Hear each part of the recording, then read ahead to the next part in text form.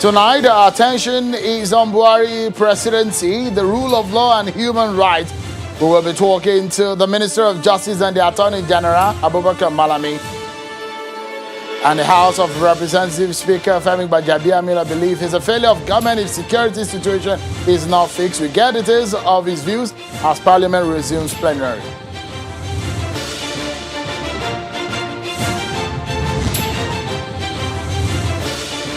Hello everyone and welcome to Politics Today live on Channels Television. I'm Sean Wakibaloye in Lagos. This is the midweek edition of the program, and so we shall be together for this 1 hour, and we'll take you through some of your biggest stories in the land. Tonight, we have the Minister of Justice and the Attorney General as our guest. Is in Abuja studio, Mr. Abubakar Malami, Senior Advocate of Nigeria. And the program will be focusing on the Buhari government, the rule of law and human rights. So stick around with us, everyone, as it gives us insight on what the Buhari government is doing in that regard. But first, let's tell you what is happening in your world of politics ahead of the November governorship election in Anambra State. The chairman of the Independent National Electoral Commission, INEC, is asking security agencies to replicate their conduct during last year's elections in Edo and Ondo states. Speaking at a consultative meeting with members of the Interagency Committee on Election Security in Abuja, the INEC boss stressed the importance of proper management of polling units in order to minimize disruptions. Take a listen to him. The management of large crowds at many polling units across the country has been challenging to commission officials and members of excess, resulting in some cases in the late commencement of polls or the disruption of the sorting and counting of ballots at polling units. Such disruptions often have consequences on electoral outcomes, leading in some instances to avoidable supplementary elections. The Commission has already released the timetable for Anambra governorship election, scheduled to hold on the 6th of November 2021. I urge you to maintain the same level of professionalism displayed in the recent elections and ultimately the 2023 general election. Thank you so much. There you heard the INEC chairman there. But let's also tell you that at the resumption of plenary today, the Speaker of the House of Representatives, Honorable Femi Gbajabiamila, was speaking about the security situation in his opening remark when he's asking government to take responsibility. That is the responsibility of government to fix security, and it could be termed as a failure of government if that is not done. That was a position of the Speaker of the House of Representatives at his opening remark at today's plenary session. Went on Christmas vacation. We will shortly begin considering bills to amend the Administration of Criminal Justice Act, and we will follow up with a long overdue review of the Trafficking in Persons Prohibition Enforcement and Administration Act and other legislation that seek to deliver a justice system that works for all. Every time a citizen going about their business is killed or kidnapped, loses their property or livelihood, we have failed in our obligation. From the abundance of these failures has emerged a culture of self-help in matters of internal security that portends grave danger for our nation's continued existence. If ever there was a time for us to put aside all other considerations, especially the petty concerns of partisanship and politics, it is now. And let's tell you some party defection and party politics stories. Now, Chief Femi Fani-Kayode yesterday met with the national chairman of the APC and the governor of Kogi State, Yaya Bello. But what we are hearing today is that Mr. Fani-Kayode may have decided to leave the PDP for the APC. This is coming from the governor of Kogi State, Yaya Bello. Take a listen to him.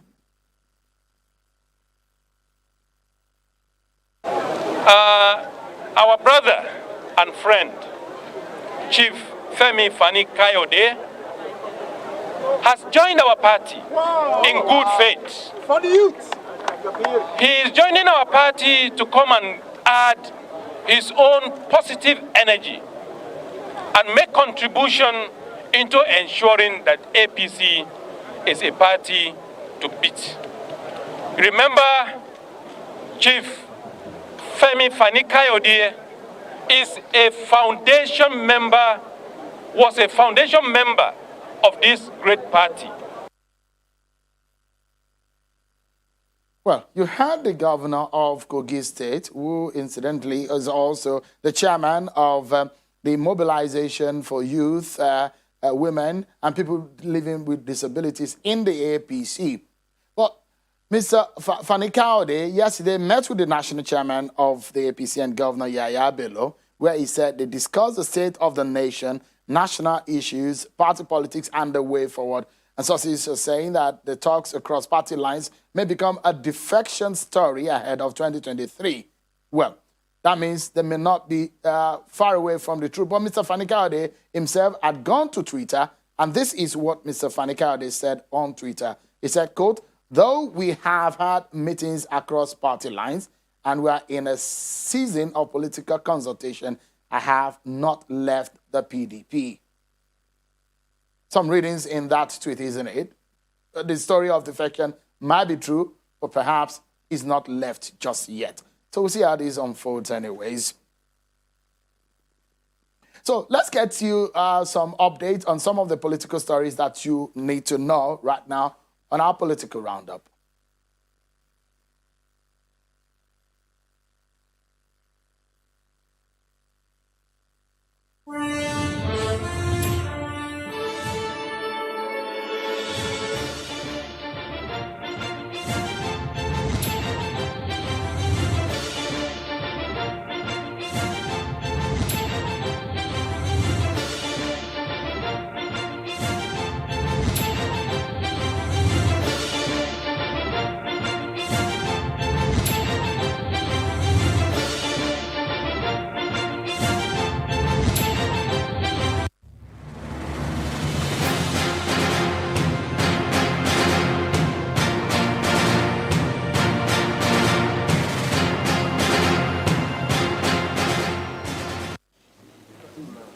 A federal high court in Abuja has ordered the Central Bank of Nigeria to unfreeze the bank accounts of the 20 NSAS promoters. Justice Ahmed Mohammed gave the ruling following the agreement reached by parties in the suit to amicably resolve the matter. The judge, while commending counsel to the CBN, Mr. Michael Aunduaka, and lawyer to the defendants, Mr. Femi Falana, ruled that all processes filed in respect of the case are hereby deemed to have been withdrawn.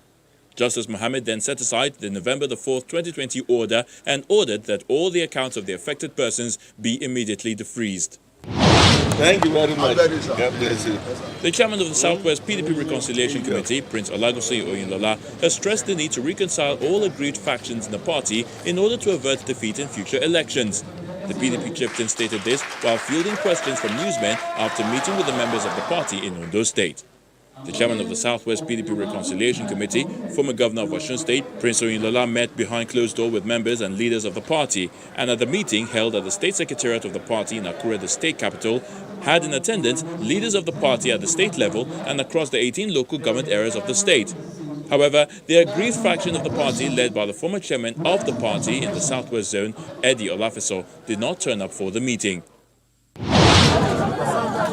The Kogi State Governor Yahaya Bello has formally flagged off the All Progressives Congress membership registration and revalidation exercise in Kogi State. The governor went through the process in Okene with the charge that the youth across the country should participate fully in the registration process. Governor Bello was accompanied by his wife, the state deputy governor, Chief Edward Onoja, and other prominent political office holders in the state. In Kaduna, the APC says it is targeting 2 million new members in its registration and revalidation exercise. State Governor Nasir El-Rufai was part of the All Progressives Congress registration exercise as directed by the National Caretaker Committee of the party. Governor El-Rufai, accompanied by his deputy Hadiza Balarabe and some National Assembly members and other top government and party officials, were present at his Ungwa Serki polling unit in Kaduna North local government. It has become pertinent at this time. And the Kwara State government has alerted the security agents and members of the public of the plot by some politicians to instigate violence in the state and later blame it on the state governor Abdurrahman Abdurrazak.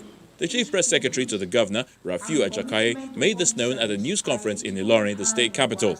Achakai says those behind the plot cut across party lines, and the alleged plot is part of a grand conspiracy to defame the governor.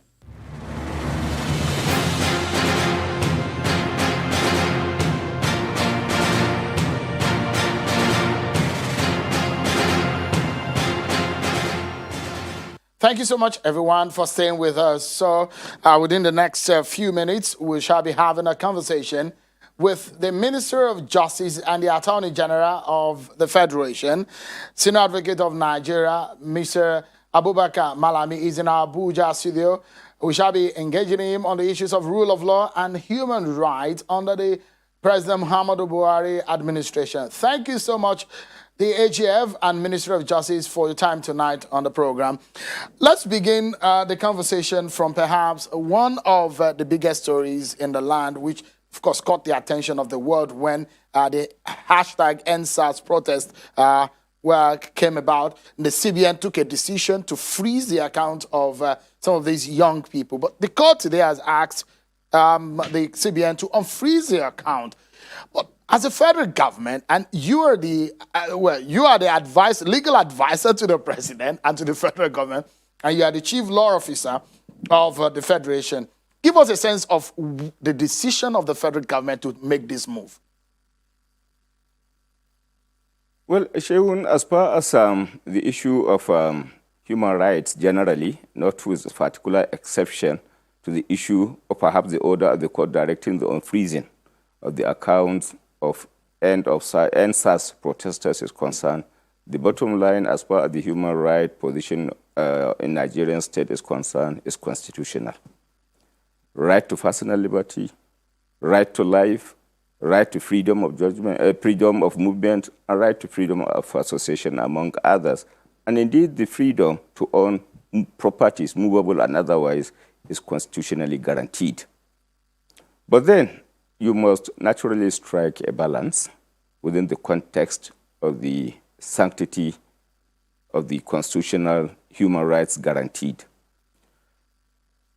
The point that calls for striking a balance is the fact that as an individual, where your right to personal liberty, right to life, right to freedom of judgment starts, it equally ends with perhaps excesses associated with violation of your fellow rights of the fellow Nigerian citizen relating to personal liberty, relating to right to life and freedom of movement. So in essence, it is not a right at large. We must have regard and respect to our individual limitations.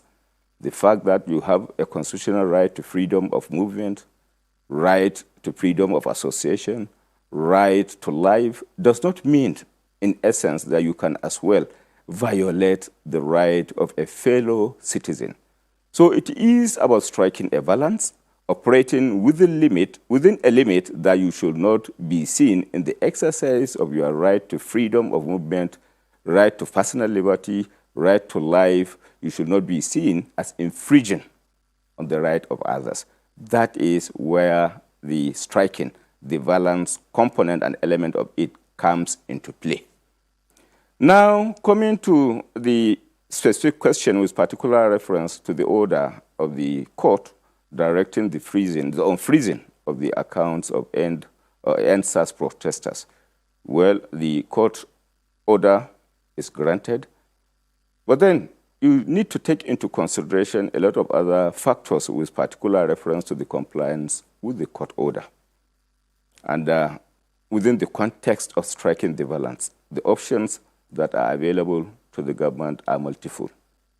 One, a consideration or perhaps a possibility of wholehearted compliance with the order of the court without ado. That is comprehensive, unconditional compliance with the court order relating to unfreezing of the accounts. But that does not take away the right of the government to give further considerations when the need arises.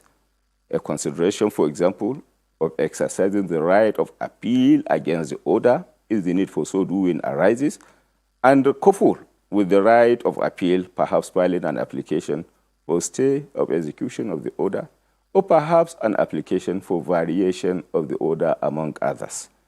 Where the government have chosen to exercise those rights of appeal, and indeed filing an application for variation of the order, or indeed an application for setting aside the order or stay of execution, you cannot, within the context of the rule of law, adjudge the government as operating in breach.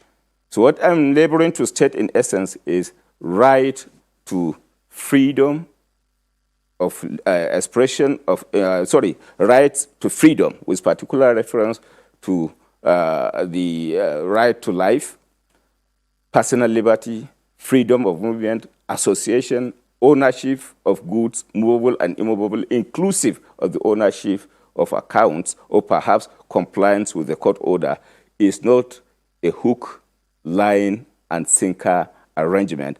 Associated with it are counter rights, which are equally rights that are guaranteed by law, having been rooted within the constitutional and statutory provisions of the law prevailing in the Nigerian state. Is there any chance at all, because if you look at the outcome of today's court case, is there any possibility of an appeal of what came out of that case today? Well, it all depends on the prevailing circumstances. For example, where parties unilaterally submit to perhaps a settlement arrangement, and the order of the court is a product of settlement arrangement, I think the possibility of considering options associated with appeal, variation of order, setting aside of the order may not necessarily come into play. But where it is indeed a product of contentions between the party A saying this is how it is, the other party saying no, this is the way it is, and the court now decides to make a ruling one way or the other, then the right of the parties to appeal, right to consider application for variation of the order, setting aside the order, or perhaps maybe staying the execution of the order may come into play. So it all depends on the prevailing circumstances. It is the circumstances that are prevailing that determines what decision, what position, what direction a party involved in the suit, or perhaps a party affected by the order one way or the other, could consider what next line of action to take. Honorable Minister, because of the optics of especially the critics of this government, who believe that the decision of the federal government to freeze the accounts of these young people in the first place was an attempt to gag or to silence the voices of dissent in the country, or the rights of people to protest. And one would be wondering, what was on the mind of the federal government when it took this decision to freeze? Is it clear that there are security threats in their action? Well, you see, the government is there to ensure that there are no security threats. And in so doing, the true position of things is that the responsibility of the government is to accord protection to the lives of the citizens, to their personal liberty, freedom of movement, and indeed accord protection to all the constitutionally guaranteed rights of individuals. So the government can on no account be forced to submission when protection of these rights are concerned. So a decision to comply with a court order or not is not a decision that is usually a product of intimidation. Government cannot be intimidated. Government cannot in any way be compromised as far as the exercise of its constitutional powers are concerned. But that does not mean to say that the government is perpetually inconsiderate. But then the bottom line is the public interest is what matters most in whatever decision government arrives at as far as compliance or non-compliance with the orders or judgments of the courts are concerned. So what I'm trying to say, in essence, intimidation is out of it, threats are out of it, and then the constitutionality is the bottom line. All right, so we are due for a break, but I probably would like from the minister a yes or no answer the outcome of today's order, does it not reveal that the government was perhaps wrong in the first place? Do you realize that maybe the government took a wrong decision? Particularly, government is not wrong, particularly in circumstances that justify for extensive investigation. It is the it is the end result of an investigation that can determine whether government is right or wrong, as determined by the court on the basis of facts as presented. So where you do not have a wholehearted determination of an issue, then certainly, inclusive of going whole hog up to the point of the Supreme Court, you cannot rightly conclude on that position. All right. Minister, we'll take a break, our first break on the program. But when we come back, we dig more into the issues of human rights and rule of law under the President Buhari administration. Please stay with us. Everyone, we'll be right back.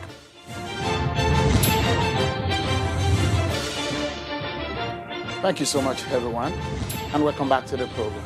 Let's continue our conversation with the Minister of Justice and the Attorney General, Mr. Abubakar Malami, Senior Advocate of Nigeria, who is our guest on the program from our Abuja studio on the issues of human rights and the rule of law.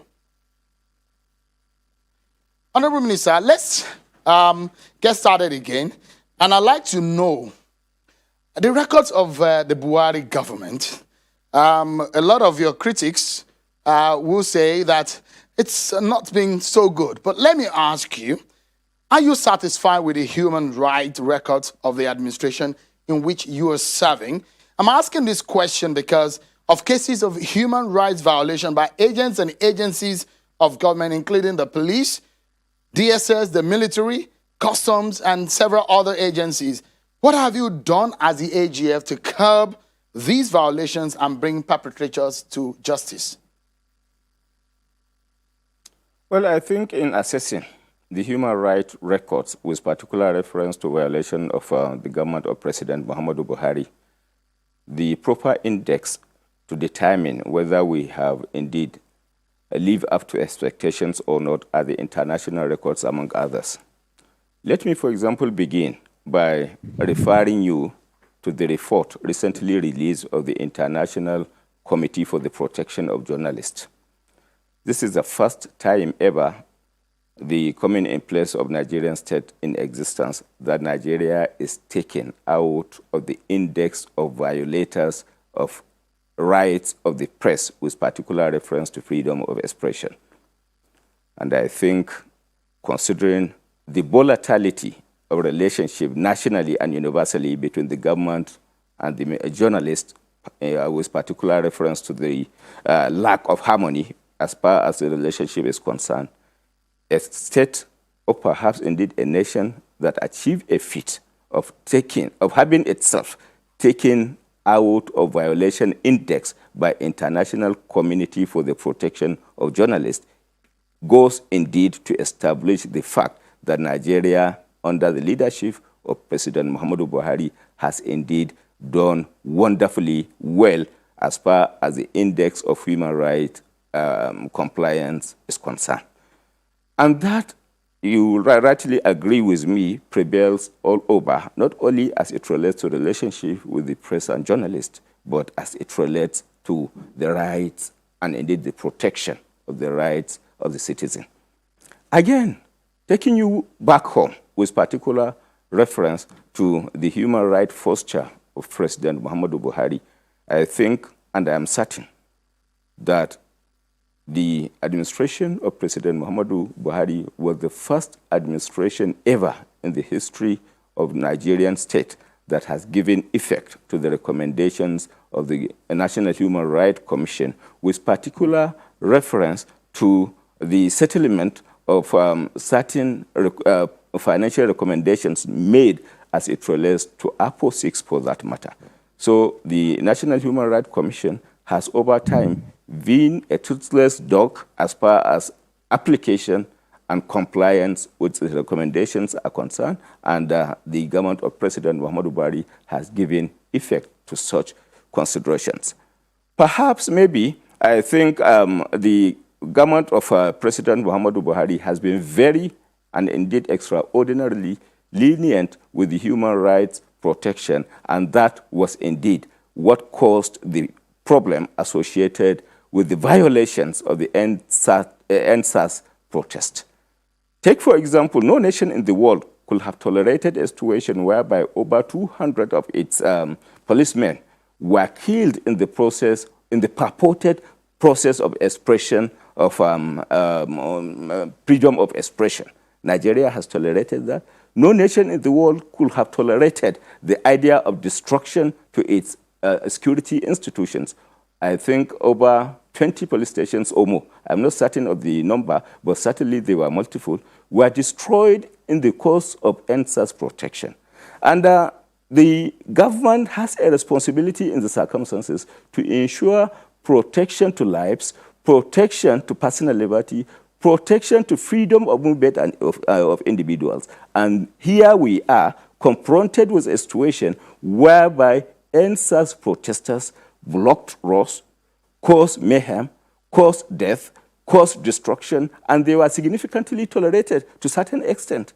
And I think, in all sincerity, against the background of these facts and figures, facts relating to international rating, facts relating to local tolerance of the excesses of the NSAS in breach of constitutional order, I think it is only logical for one to conveniently, logically, and justifiably conclude that the government of President Muhammadu Buhari has shown greater zeal in terms of protection and indeed giving accommodation to human rights, and to the extent of perhaps accommodating the excesses, which ordinarily ought to have been indeed confronted squarely.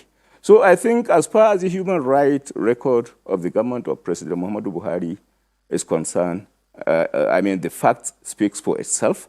International commendation by the international body, which is indeed the Committee for the Protection of Journalists, local compliance with the recommendations of a National Human Rights Commission, which has been unprecedented, tolerance and indeed accommodation of the excesses of the NSAS protesters were all facts that goes to establish a point that the government of President Muhammadu Buhari has shown greater accommodation of the human rights violations and the tolerance to human rights, to the human rights record as far as the Nigerian state is concerned. Well, if you look at some of the reactions that we've gotten in the land over some of the decisions of the federal government, perhaps are opposed to some of the position that you've heard, Honorable Minister. And looking at the report of the Committee for the Protection of Journalists that you have listed, as also, as early as this year, that committee has listed a few of violation of rights of journalists in Nigeria. But if you put that on one hand, on another hand is the decision of the federal government, that the president specifically, in extending the tenure of the Inspector General of Police, considering Section 17 of the Constitution, Section 5 of the Constitution. These are provisions that clearly dictated how the president should act in that regard. But if you look at it, also, the not securing the confirmation of the new service chief before appointing them as prescribed by the Constitution and the Armed Forces Act, but choosing to appointing them and belatedly in an ex-post facto fashion seeking a retroactive confirmation. So, Honorable Minister, how do you defend the decision of the president in extending the tenure of the IG as against the position of the Constitution? Seun, I think you are mistaken and indeed greatly misconceived as far as the position of the law is concerned. The question you put across is a question of mixed law and facts.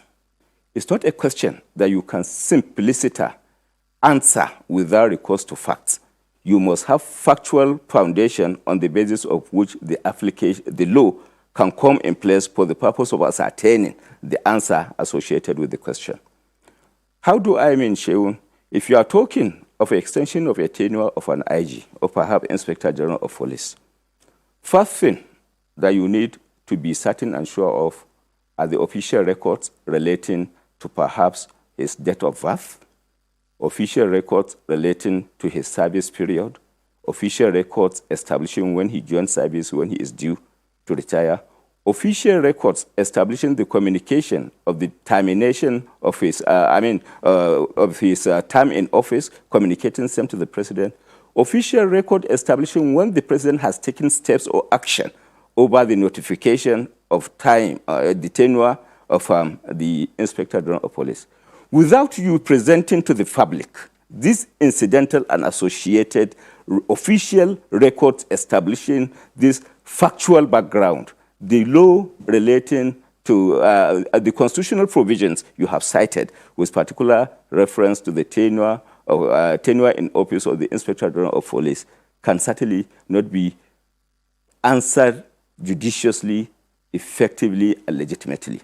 So my question, perhaps to you, or a poser to you, Sheun, is provide these records for me, factual records, factual official records, so that there could be the basis for me to answer your question. If you do not have these confidential, factual, official records, it will be premature for me to answer your question because it amounts certainly to guesswork, divide of factual foundation on the basis of which the question can justifiably, logically, sufficiently, and factually be answered. So my position is clear that your question is built on assumption, suspicion, and devoid of official facts, and indeed cannot be effectively answered. That conclusion is erroneous. That conclusion is premature without you doing your homework and perhaps maybe getting the official records on the basis of which you can now apply the law for you to arrive at a conclusion. My answer is Mr. President was very well guided as far as that decision is concerned, and that can only be established by official records of the government. And I am sure you are building your question on the basis of assumption and not on the basis of facts, and much less of official facts for that matter. Okay. Honorable Minister, it's interesting that you're talking about facts, and we love that you can educate Nigerians, because the purpose of this conversation is not about me, it's about putting the facts out there and clarifying some of what Nigerians are worried about and the decision of the president. For example, the law specifically talks about the age in which the year of service of a police officer. From the record that we have, if there is another record that is against what is publicly known, we would like you, Honorable Minister, to clarify. The record that we have is that the IG, Mr. Muhammad Adamu, joined the force on the 1st of February, 1986, which stipulates that on the 1st of February 2021, it would have exhausted the time as stipulated by law to have ended his stay in office as a police officer. Is there anything against that from the official records provided to the federal government, Honorable Minister? The president has acted within the stipulated, regulated, and constitutional time frame as allowed by law. That is the best I can put in the public domain within the context of need to know basis. The position of the law is there is a time frame, constitutional time frame, within which the president is expected to act, and the president has accordingly acted within the stipulated, regulated constitutional time. Honorable Minister, please, can you clarify the record I just read out? Is it different from what the government has?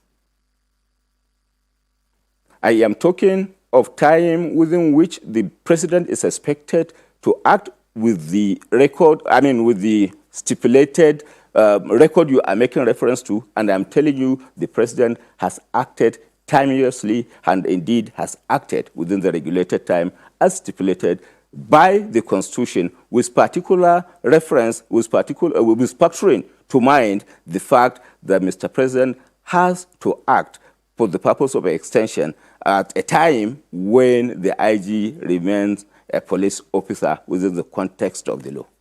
So clarify for us again, because you're a senior advocate of Nigeria, your years of service, and the Attorney General also. Maybe there are some things that we do not know that you need to also inform Nigerians about. Lawyers have debated that as it stands, that the Inspector General of Police is a retired police officer. Is that true?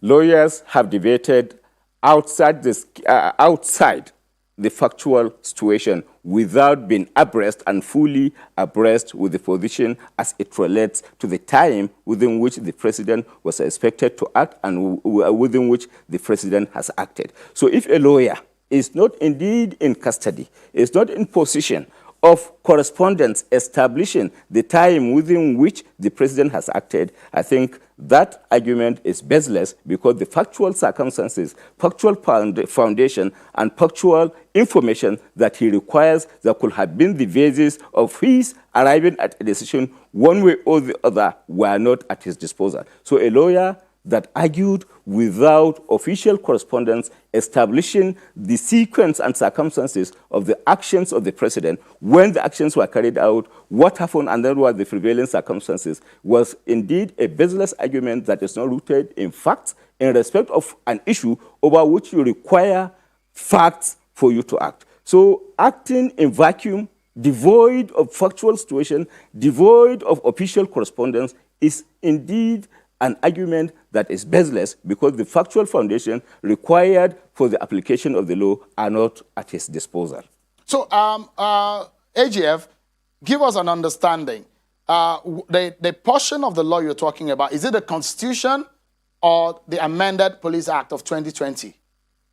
Upon you which have of cited these the provision of the Constitution. When you have cited the provision of Section 7, Section 5 of the Constitution. And when you talk of the Constitution, any ancillary legislation, any associated legislation inclusive of the Police Act does not come into play. But what I'm saying, as far as that constitutional provision is concerned, it's not a provision that can act in vacuum, that can be cited in vacuum. Is a constitutional, the provisions are constitutional provisions that must be rooted in facts. And that fact, as far as the tenure of office of the IG and the time within which the president is expected to act, with particular reference to the extension of tenure, are all factual situations that you require certain and confirmed factual position for you to be able to answer, to give accurate and ascertained answer to the application of the law. So a lawyer that is not indeed in possession of those facts and circumstances must have perhaps based his argument on a foundation that, on a baseless foundation. So what I'm saying in essence, within the context of official records, within the context of the action taken by the president in terms of extension of tenure, the necessary compliance with the law has been consummated, and the president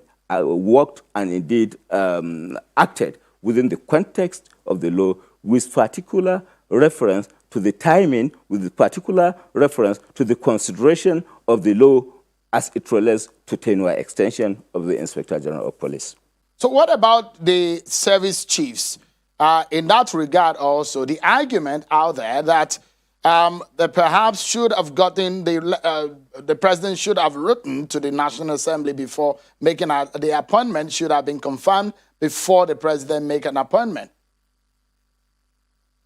Well, when you talk of an appointment, you should be guided by the fact that the Constitution vests the power in the president to make the appointment.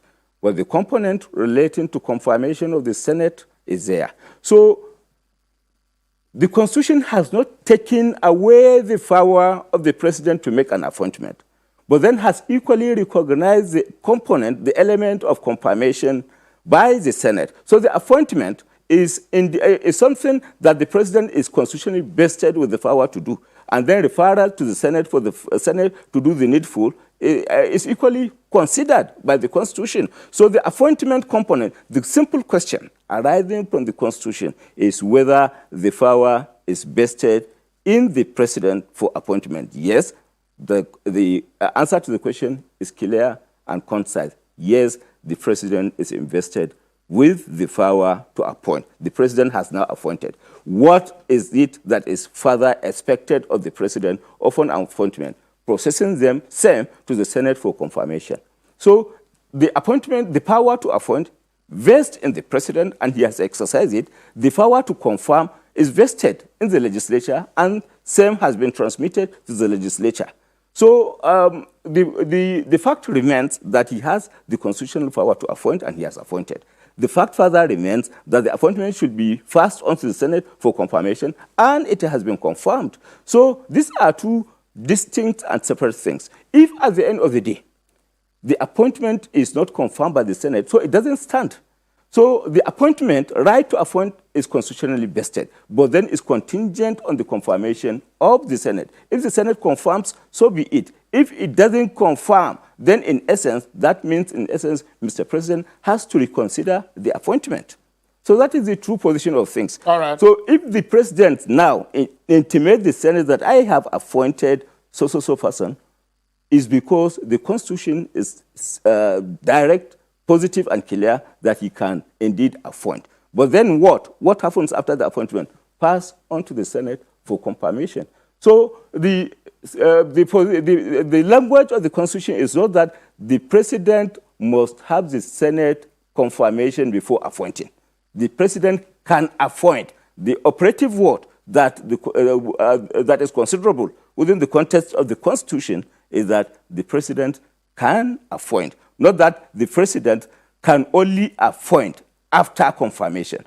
Appointment comes first, confirmation comes next. That is the language of the Constitution. All right. It doesn't say that the President cannot appoint without confirmation of the Senate. So it is indeed an order of hierarchy within the spirit and context of the Constitution. Appointment, confirmation. It doesn't say confirmation and appointment. So I think that is where the misconception is. The language of the Constitution tolerated the action taken by the President, which action is that the President appoint and then confirmation of the Senate is required. Okay. If Honorable the Minister, language of the Constitution is that the Senate confirms and then the President appoint, that in essence means the President can only appoint when eventually the process of appointment is concluded by the Senate. But the language of the Constitution is appointment first, confirmation next. So I think within the spirit of the language of the Constitution, the President has acted rightly. let's take another break, Honorable Minister. And when we come back, there are other aspects of the rule of law and your office that we need to clarify and get some information from you. We'll take a break now. Join us again, everyone. Thank you so much, everyone. Let's continue with our conversation with the Honorable Minister for Justice and the Attorney General of the Federation, Senior Advocate Abubakar Malami. Thank you so much, Mr. Malami, for your time now. Let's get into other matters. You have perhaps heard or read the Transparency International report, which mentioned part of the report that was released was the interference in the operations of the anti-corruption agencies. And we will look at also what the issue of for example, the committee led by Professor H.S. Sage, and that the accusation or the argument that the anti-corruption war has been dismantled. The Sage-led Presidential Advisory Committee Against Corruption does not have any flattering view. What do you say about the alleged role in whittling down the anti-corruption war? Sorry, Sean, can you please come again? All right. So there are, in the Transparency International report, there are accusations that there are interferences in the corruption fight. And if you take that vis-a-vis what is happening with the Professor H.S. Sage-led Presidential Advisory Committee Against Corruption, and a lot of people who have said that, look, it does not have that power. The power has been whittled down. And it comes to the point that, does it buttress what the Transparency International has said about the fact that the anti-corruption war has fallen flat on its face?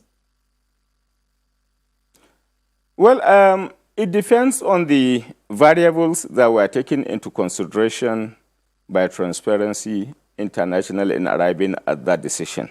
But regardless of the circumstances, the empirical facts on the ground does not support the conclusion of the Transparency International. And as a government, we have taken steps to join issues with them because we have gone through the report, and our conclusion arising therefrom fundamentally, with particular reference to fundamental issues, was indeed that the report was not comprehensive, the report was not factual, the report was baseless. Now, let us consider the report from the perspectives of the recorded convictions, for example. Ever since the establishment of the EFCC, Economic and Financial Crimes Commission, the Commission, there was no year that the Commission has recorded many convictions compared to the period it was established to the present time than the year 2020, among others. The number of convictions recorded by EFCC had indeed surpassed all the previous performances with particular reference to convictions. So if what matters in the fight against corruption is conviction of the erring people, for that matter, then certainly the report of Transparency International in that respect cannot stand the test of time. Now, coming to the ICPC, for example, if what matters to Transparency International is the deployment of, preventive measures, ICPC has for the first time recorded a tremendous success as far as putting in place preventive measures that prevent corruption is concerned. If you take, for example, what the ICPC is doing in terms of tracking the execution of the project, following the trails of money within the governance cycle, for example, for that matter, we have never had it so good in terms of preventing corruption and corrupt practices, taking into consideration what this institution is doing. If you are equally considering the performance of the government with particular reference to the code of conduct as it relates to investigation, as it relates to conviction, as it relates to ensuring the declaration of assets by public officers, we have never had it so good within that context. If you are talking of the international recovery of funds, for example, the government of President Muhammadu Buhari has succeeded in recovering monies internationally that were brought back, monies that were looted before this government comes in place and then repatriated in 2020, among others. At a go, we have succeeded in repatriating over 311 million US dollars from America, arising from corrupt practices. And this money was indeed not only brought back home, but were indeed being applied in the second Niger Bridge, being applied in the construction of Lagos-Ibadan Expressway, being applied in the construction of Abuja-Kano Expressway. So by whatever parameter, within the context of the fight against corruption, you look at the Nigerian performance, I think it is out of place for the Transparency International to arrive at that conclusion. So, but then one point that I think is clear, the obscurity associated with the parameters of the Transparency International with particular reference to the conclusions it reached. Looking at the report, those parameters on the basis of which they have indeed arrived at their conclusion are not visibly there. More so, when you now consider our ranking with particular reference to ease of doing business, the Nigerian rating has gone high. So it is illogical, incomprehensible that you have a ranking, international ranking, with particular reference to the transparency of processes, and you equally have multiple convictions, much more than any other period, comparatively taking into consideration preventive measures in place, and over and above the fact that internationally our performance was recognized on account of which we were we were brought back to Egmont Grove that we were at a point expelled, and yet Transparency International arrived at that conclusion. Yeah, but so for your information, we have indeed taken steps to squarely challenge the conclusion of the Transparency International and join issues with particular reference to that report. We are not folding our arms. It's a report that, to our minds, taking into consideration these listed variables, it is our position that that report is misplaced. We are not taking it. We'll challenge it and we'll join issues accordingly. All right. So we need to close the program now because we are out of time, Honorable Minister. But there is just 2 short questions which we need to deal with in just 60 seconds, if you can help me, Honorable Minister. And a very important one is that we need an update on the investigation of Mr. Ibrahim Magu, the EFCC acting chairman. What is the outcome of that report? Well, to my mind, to my understanding, the report is a work in progress. The committee has been put in place by the president. Committee has rounded off its investigation and submitted a report to the president. And the president is naturally expected to take his time into looking at it with particular consideration of incidental steps to be taken. Maybe perhaps the president may consider the possibility of having a white paper committee, but it all depends on the discretion of the president, taking into consideration that it is indeed a presidential committee. So perhaps maybe thinking aloud as to what possibilities are there, but then I think arising from what is ongoing is a work in progress. All right, so let's close now. And this very one, you help me just in 20 seconds.